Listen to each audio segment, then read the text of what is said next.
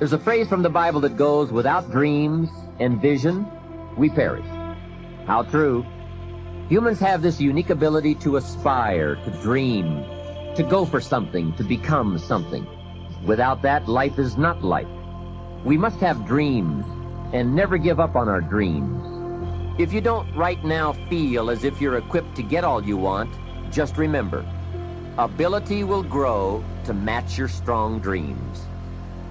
That's why the goal-setting process we've discussed is so important. The more you work on this, the more ideas you will get on how you can change, how you can grow.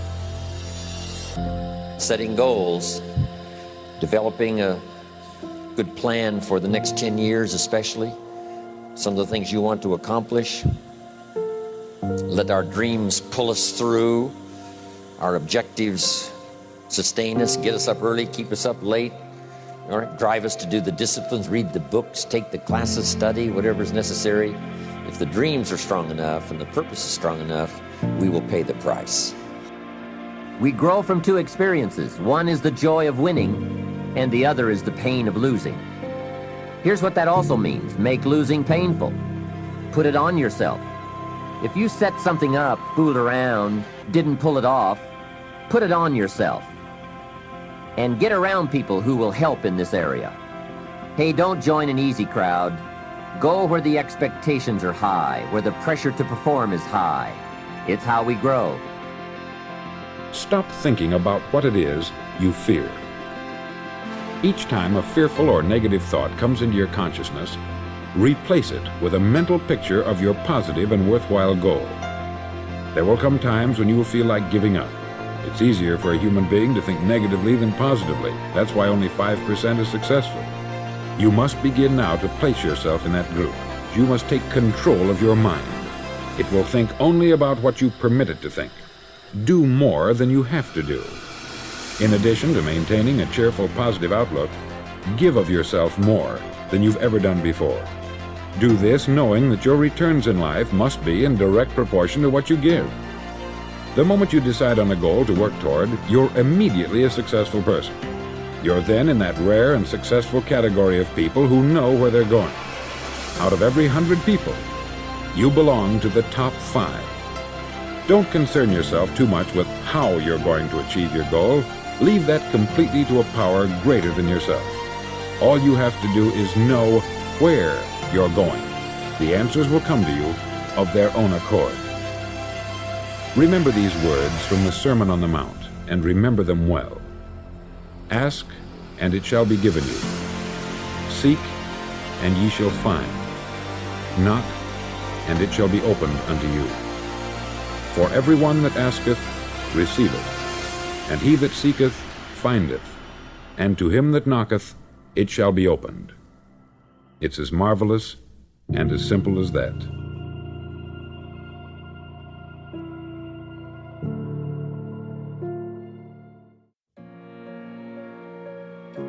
When we look out on our lives, you ask the question, what are you going to do? Look at, as you think about this that you know you need to handle, what are you going to do? And then write down 3 strong reasons on why you know you must take action. And be explicit and descriptive in your reasons, because your reasons have power. Your reasons will drive you.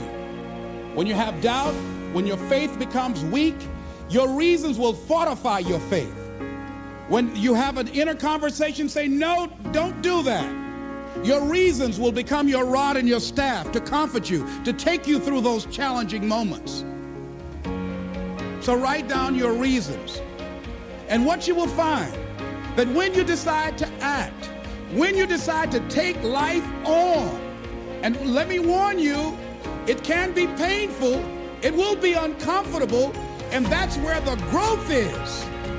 When you're uncomfortable, when you're stretching out, when you're taking life by the collar, you're going to get thrown to the ground again and again and again. But when you have determination, and you know that what you're doing is right, it gives you your life, it gives a special meaning and power to you, you will have some power from on high. You will discover some things about yourself that will begin to electrify your personality.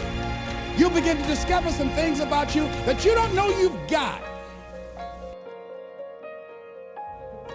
Wanting to excel in all of the skills and settling for nothing less than an outstanding performance. If you're willing to be the best in your field, if you're willing to demand of yourself excellence in skills, to be the best that you can possibly be. In the training, do the best you possibly can. In doing a workshop, do the best you possibly can. Developing the skills of using your personality, developing the skills of language, developing the skills of influence, developing the skills of organizing, expertise, excellence in skills. Here was the next one on my list, making a powerful contribution to you, the variable, and that is preparation. Well prepared. And preparation, of course, involves a whole lot of things. A big share of our life is preparing, getting ready.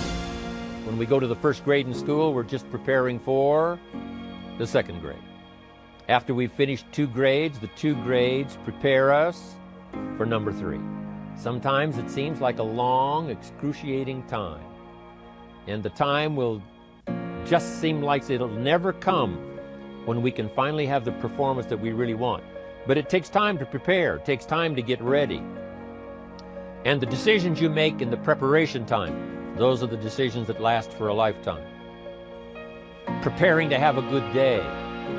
It's that preparing, maybe the night before, maybe the couple of days before the day that you're going to put everything together. The preparation for a meeting means that you've taken it serious. The preparation for doing a workshop means you're serious about the workshop. You want to make the best contribution. That kind of preparation is important. But here's preparation that's very vital, and that is to prepare yourself for success. Life seemingly does not wish to waste success on the unprepared. Life says, why waste a fortune on this person? They're not prepared to do the right things with it. They're not prepared to use it wisely. If a fortune was bestowed upon this unprepared person, it would probably be wasted. The people that could have been touched won't be touched.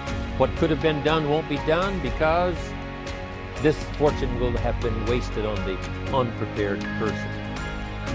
So not only look for fortune, not only look for the promise, but prepare yourself and ask of yourself, what can I do to make myself ready? Because remember, life was designed not to give us what we want, not to give us what we need, but life was designed to give us what we deserve.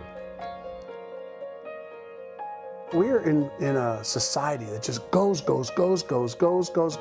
Texts, emails, phone calls, Facebook, Twitter, Vine. All these things are keeping us on this perpetual hamster wheel of do. That very few people stop and say, what am I doing? What am I not doing? What am I thinking? What am I feeling? So the first part is stop. Second part is to reframe. Okay, it's called the 4R process. Recognize is first. Reframe is the way I'm looking at something. And because we are monofocused, the brain cannot focus consciously on more than one thing at a time. All right, it can get distracted to that thing, then this thing, then that thing, then this thing. The art of multitasking is actually one of the worst things that you can do from a neurological perspective. Highly successful people are able to monofocus on the right things. So when you learn to reframe your brain's ability to look at this, then look at this, then look at this, but stay focused on what it is that you're looking at, you see different perspectives of it. The next part is to release the emotional stress that most people's brains are under. How do we get into this emotional stress? Well, when we have fears, there's 50 different types of fears. Fear of success, fear of failure, fear of disappointment, fear of being embarrassed, fear of being ashamed, fear of being ridiculed, fear of fill in the blank. When our brain goes on these automatic fear circuit drives, then we're in a state of fight or flight. In a state of fight or flight, over a course of a day, a week, a month, our ability to actually use our thinking center, the left prefrontal cortex of our brain, actually diminishes. Our brain gets hijacked into this fight or flight response system over and over and over and over and over again. And that response system is actually pretty healthy initially to get you going and out of the gate. But if you are always in this fight or flight response mechanism, you're on this hamster wheel, you actually start to get burnt out. And you can't think, you can't use the genius part of your brain. You can't really activate the part of you that connects to the entire universe of intelligence within you and outside of you. And so you learn to release that tension to be able to put the foot back on the gas, change the gear. If you think about what happens when you're driving a stick shift car, you put your foot on the gas in first gear and the car just goes. But if you keep your foot on the gas in first gear, you're going to burn out the engine. So what happens in the release part of using your brain is you go from first gear, pause, second gear, pause, third gear, pause. You're able to use the engine more efficiently to go faster. Exact same thing with our brains. If we learn how to release the tension and switch gears, release the tension, switch gears, that's the art of release and go. And that causes the fourth R, and that's we retrain our brain to operate at higher levels of our intelligence, genius, and abilities.